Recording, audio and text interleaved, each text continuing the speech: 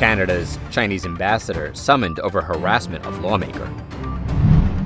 Should the U.S. default, China ready to exploit, U.S. intelligence warns. Swiss parliament's motion strengthens ties with Taiwan, angering Chinese regime. Italy not likely to renew China's Belt and Road Initiative.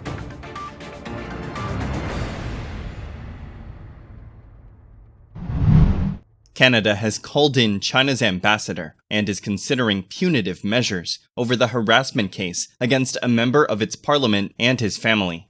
Foreign Affairs Minister Melanie Joly declared that Canada needed to make sure it was protecting its democracy. She said, "So that's why my deputy minister right now is meeting with the Chinese ambassador and summoning him, and that's why also we're assessing different options, including the expulsion of diplomats, because it is important that we take a decision." Joly was speaking at a Foreign Affairs Committee session in Ottawa on May 4th as she discussed the harassment issue voiced by Conservative MP Michael Chom, a staunch critic of China's human rights abuses. On May 1st, the Globe and Mail reported from a top-secret document in 2021 that the Chinese government was prying on his family in Hong Kong. The campaign involved a Chinese diplomat named Zhao Wei. During the May 4th committee, Chom said the Chinese diplomat should have been on the first plane out, or declared persona non grata. Chom complained, "Why is this diplomat still here? A diplomat who has more rights and immunities than the Canadians around this table to go around and conduct his foreign interference threat activities. He has diplomatic immunity. He cannot be criminally prosecuted." According to The Guardian, the Canadian lawmaker said he had already excluded himself from his family in Hong Kong years ago out of extra precautions for their safety. This also means he would have no way to learn if they were in danger. The Globe and Mail report said China began to target him after the politician in 2021 proposed a motion in parliament to declare that the Uyghur community was being subjected to genocide on the mainland.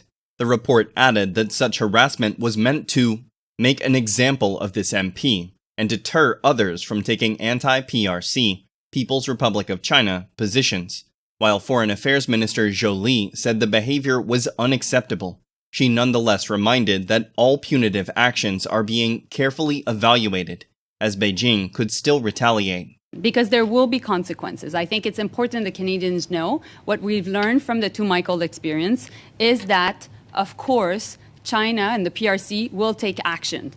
These interests, including economic interests, consular interests, and also diplomatic interests. To this, Chom countered that the security of its citizens should be the federal government's primary concern. Before the committee, the lawmaker had already chided that the Canadian government knew about the harassment case, but did little until he broke his silence this month. And if it turns out that the ministers of the Crown were aware of this 2 years ago and did nothing about it, it suggests political calculations were at play. If ministers of the Crown were and their offices were completely unaware of this, this shows an appalling breakdown in leadership on part of the Prime Minister. Director of National Intelligence Avril Haines on May 4th cautioned that China and Russia could see a U.S. government default as a chance to discredit its democracy. Haines was speaking at the Senate Armed Services Committee hearing on global threats. She said when the U.S. government defaults on its debt, it will undermine international confidence in the U.S. dollar and leadership, leading to instability in dollar-based markets.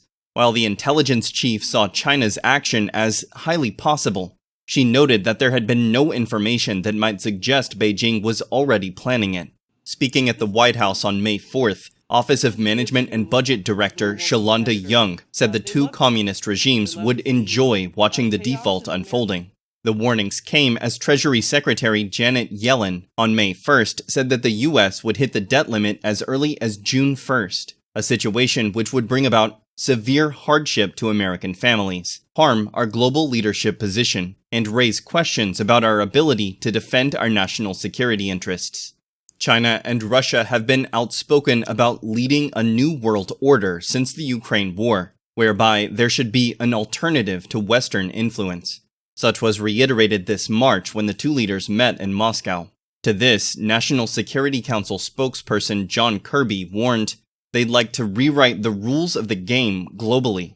According to Politico, Kirby said in March that China and Russia are two countries that are chafing against this international rules-based order that the United States and so many of our allies and partners have built up since the end of World War II. On Tuesday, May 2nd, the Swiss Parliament lower house issued a motion mandating its leadership to increase relations with Taiwan's parliament to strengthen democracy and promote peace and stability in the region.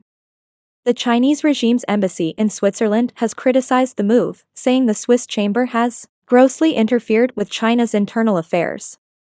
The Swiss government does not recognize Taiwan as an independent country, in line with the One China policy of the Chinese Communist regime. The Chinese Communist Party, CCP, claims Taiwan as its own territory despite never having controlled it. The CCP has repeatedly threatened to use force to unify the island with mainland China. Lawmakers from Western democracies have recently pushed relations with the self-ruled island despite Beijing's warning. In March, the Czech parliament's lower house speaker Pekarová Adamova visited Taiwan to boost mutual ties. She led a delegation of 150 people, including representatives of about 100 Czech companies and academia, among others. While meeting with her Taiwanese counterparts, she pledged to always stand with the island's people. Last month, Taiwanese President Tsai Ing-wen met U.S. House Speaker Kevin McCarthy and other lawmakers in the U.S. during her stopover to Central America.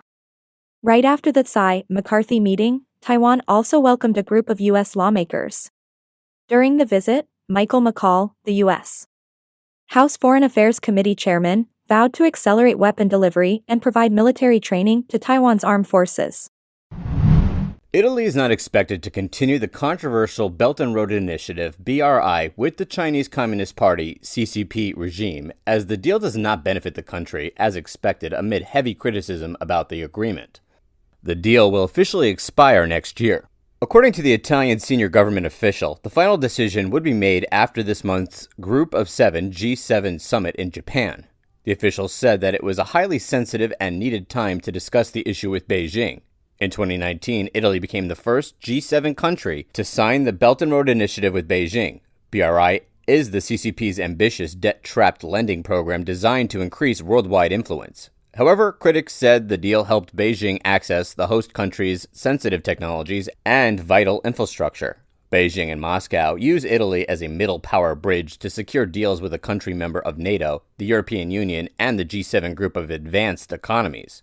When signaling the deal, then Prime Minister Giuseppe Conte hoped it would boost Italy's underperforming economy. However, Italy has not seen much benefit from the initiative, as the country's exports to China were only $1.8 billion, 16.4 billion euros last year, from $14.3 billion in 2019. By contrast, according to Italian data, China's exports to Italy jumped to $63.3 billion from $34.9 billion over the same period. Meanwhile, key Eurozone economies like France and Germany exported much more to China last year, despite not joining the BRI. Before being elected in 2022, new Italian Prime Minister Giorgia Meloni said in 2020 that joining the BRI was a big mistake. She sent a clear message at the time: "There is no political will on my part to favor Chinese expansion into Italy or Europe."